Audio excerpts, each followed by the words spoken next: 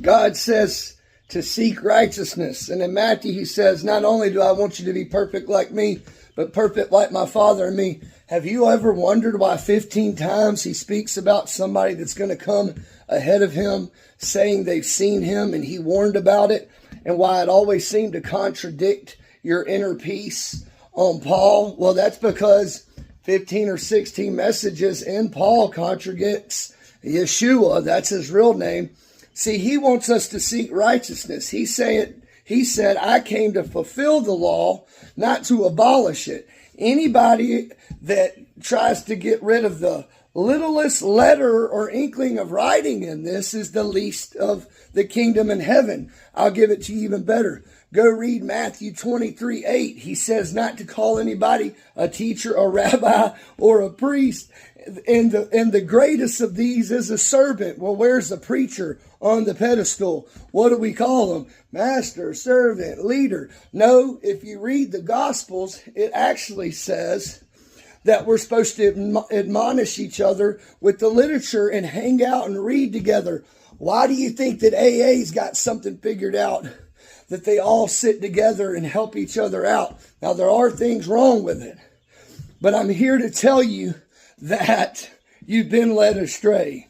Read the Gospels. What do people say when you're like, but Jesus or Yeshua says, they say, oh, we're not in that anymore.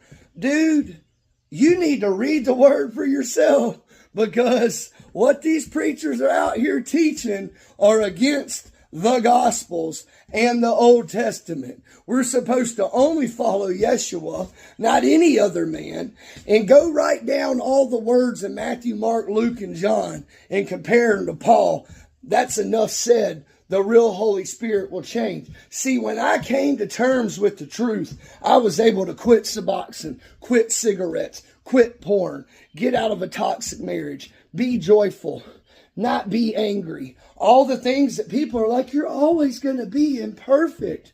Well, Matthew says, not only do I want you to be perfect like my Father in heaven, I want you to be perfect like me. Just research it. You can get rid of all the crap in your life.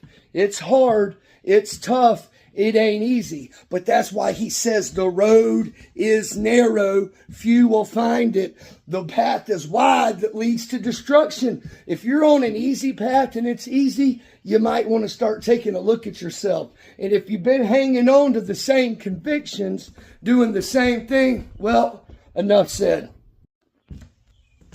God says to seek righteousness. And in Matthew, he says, not